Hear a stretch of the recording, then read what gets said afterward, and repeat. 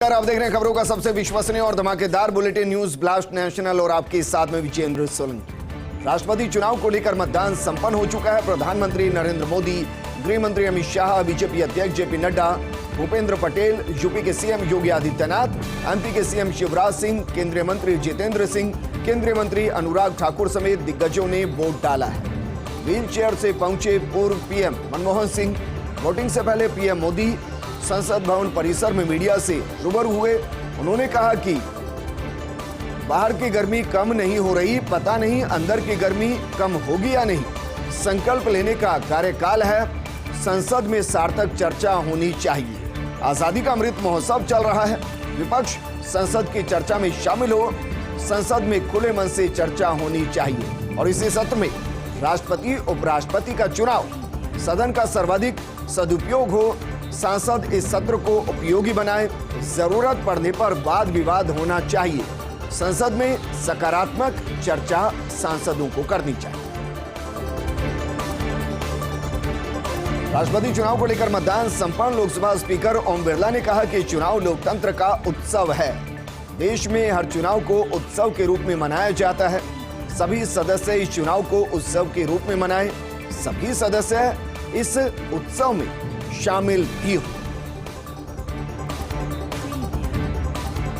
जगदीप धनखड़ का आज migrate Alva का कल होगा नामांकन। उपराष्ट्रपति चुनाव नामांकन को लेकर बड़ी खबर। एनडीए के उपराष्ट्रपति उम्मीदवार जगदीप धनखड़ ने नामांकन किया।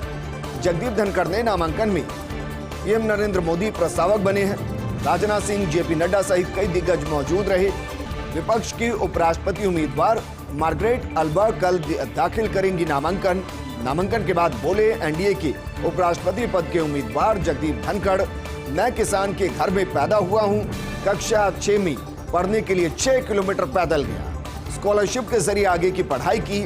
आज साधारण किसान का बेटा नामांकन दाखिल करके आ रहा है। मैं पीएम मोदी का आभारी हूं कि उन्होंने मुझे ये अवसर दिया। संसद का मानसून सत्र प्रारंभ हुआ। मानसून सत्र में लोकसभा की सभी सीटें भरी।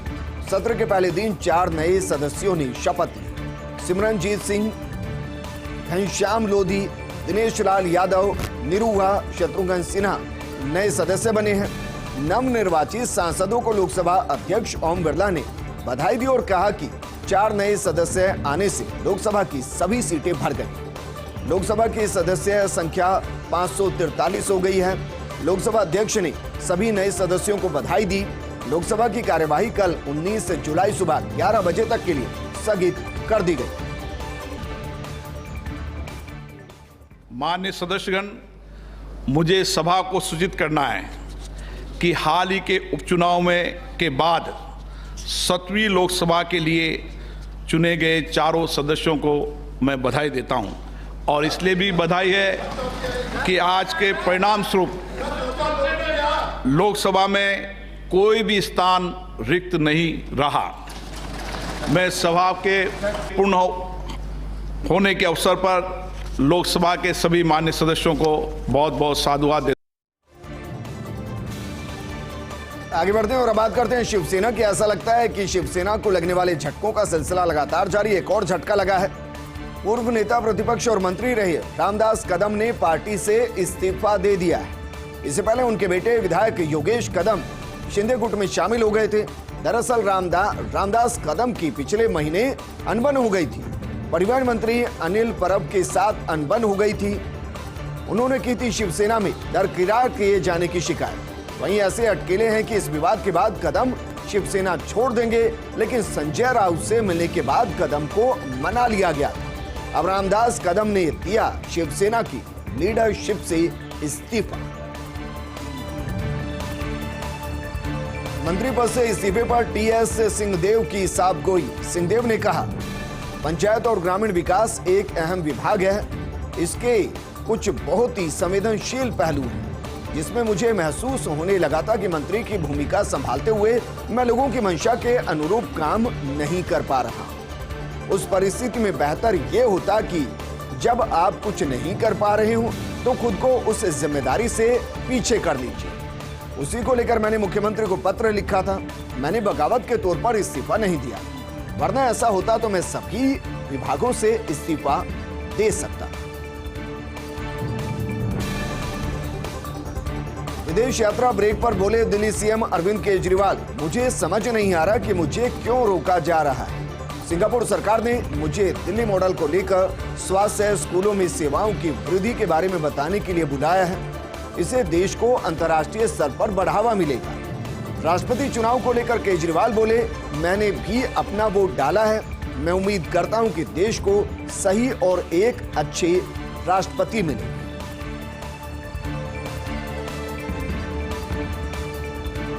एक जोड़ के बाद आपका स्वागत है। उपहार सिनेमा कांड में सबूतों से छेड़छाड़ गोपाल और सुशील अंसल की सजा बरकरार रखी गई।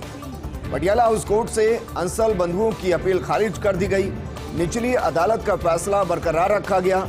अंसल बंधुओं की सजा पर फैसला अब कल होगा। अंसल बंधुओं पर सबूतों से छेड़छाड़ का आरोप लगा। महंगाई की मार, आज से पैकेट बंद दूध, आटा, लस्सी और पनीर महंगा हो गया है। अस्पतालों में प्राइवेट बेड पर भी जीएसटी लगा दिया गया।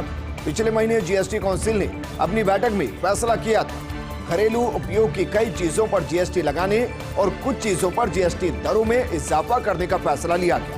डिब्बाबंद या लेबल लगे फ्रोजन गुड्स के अलावा दही, लस्सी, पनीर, शहद, मछली, सूखा सोयाबीन, सूखा मखाना और मटर जैसे उत्पादों, गेहूं और अन्य अनाज पर 5% जीएसटी लगा दिया गया।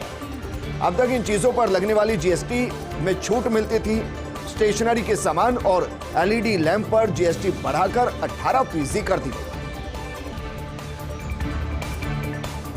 नेशनल स्टॉक एक्सचेंज को जल्द मिलेगा नया सीईओ। एनएसई के सीईओ के रूप में जल्द कार्यभार संभालेंगे आशीष कुमार चौहान। अभी बॉम्बे स्टॉक एक्सचेंज बीएसई के एमडी और सीईओ हैं चौहान। एनएसई में विक्रम लियामे का स्थान लेंगे आशीष कुमार चौहान। भारतीय प्रतिभूति और विनियम बोर्ड यानी कि सेबी ने नियुक्ति को मंजूरी दे दी है। चौहान का नवंबर में समाप्त होगा बीएसई में दूसरे 5 साल का कार्यकाल।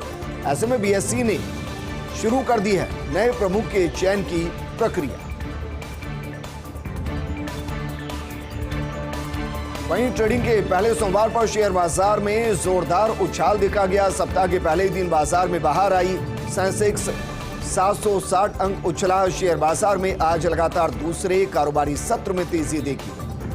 बीएसई, सेंसेक्स और एनएसई निफ्टी आज 1% से ज्यादा मजबूत दिखे। सेंसेक्स 1.41% की बढ़त के साथ 54,521.15 अंक पर बंद हुआ। वहीं निफ्टी की बात की जाए तो 1.43% मजबूत होकर 16,278.50 अंक पर बंद हुआ। केरल में मंकीपॉक्स के एक और मरीज की पुष्टि हुई। दुबई से लौटे 31 साल के युवक में मंकीपॉक्स की पुष्टि हुई है। 13 मई को दुबई से कन्नूर लौटा था युवक। प्रदेश की स्वास्थ्य मंत्री वीना जॉर्ज ने इस बात की पुष्टि की। दुनिया के 27 देशों में करीब 800 मामले आ चुके हैं। मंकीपॉक्स के सामने और केरल में सामने आए दोनों मामलों में विदेशों से जुड़ा हुआ है कनेक्शन। जजों की नियुक्ति के लिए सुप्रीम कोर्ट कॉलेजियम ने अनुशंसा की है। इलाहाबाद, छत्तीसगढ़, जम्मू कश्मीर एंड लद्दाख हाईकोर्ट के लिए अनुशंसा की गई। इलाहाबाद हाईकोर्ट से 5 अधिवक्ता और 2 न्यायिक अधिकारी की अनुशंसा की गई है। छत्तीसगढ़ से 1 अधिवक्ता और 1 न्यायिक अधिकारी की अनुशंसा की गई है। जम्मू कश्मीर एंड लद्दाख हाईकोर्ट से 1 न्यायिक अधिकारी के लिए अनुशंसा की गई। 14 जुलाई को सुप्रीम कोर्ट कॉलेजियम की बैठक में लिया गया था फैसला। सभी नामों को नियुक्ति स्वीकृति हेतु भेजा गया केंद्र सरकार के पास। एमपी के नर्मदा नदी बस हादसे में राजस्थान के 3 लोगों की मौत हो गई। उदयपुर, जयपुर और चित्तौड़गढ़ के हैं मृतक। चेतन राम गोपाल जांगिड़ जयपुर निवासी, जगन्नाथ हेमराज जोशी उदयपुर निवासी, राजू पुत्र तुलसीराम मौर्य रावत भाटा चित्तौड़गढ़ के रहने वाले थे।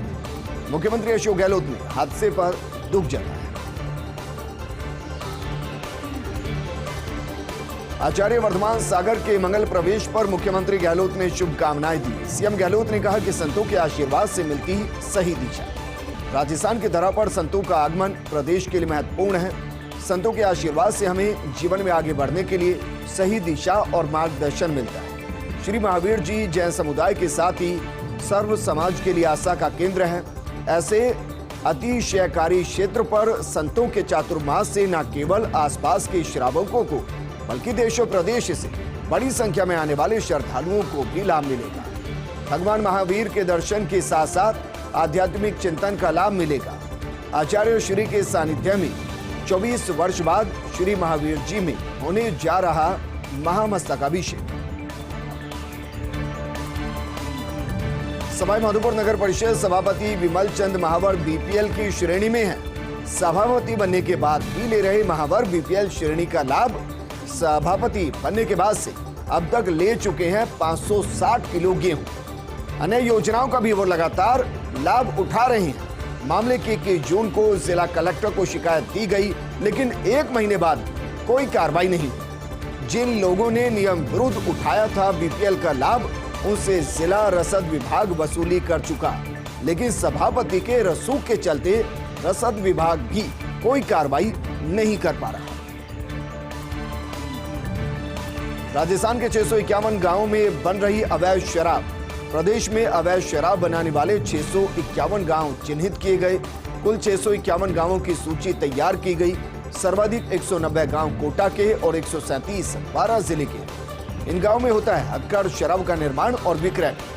दूसरे राज्यों की शराब का संग्रह और बेचान भी आबकारी विभाग ने शुरू की। इन गांवों की निगरानी कोटा के 190 गांव, बारां के 137 गांव, हनुमानगढ़ के 49 गांव, दौसा के 45 गांव, उदयपुर के 32 गांव, बाड़मेर के 26 गांव, चूरू के 28, झुंझुनू के 23, झालावाड़ के 22, टोंक के 24, सीकर के 19, अजमेर के 13, जयपुर के 9 गांव, जयपुर ग्रामीण के 3 गांव, भरतपुर का 1 गांव, सवाई माधोपुर के 8 गांव, गंगानगर के 4 गांव और बूंदी के 10 गांव में बनती है अवैध अक्कड़ शराब।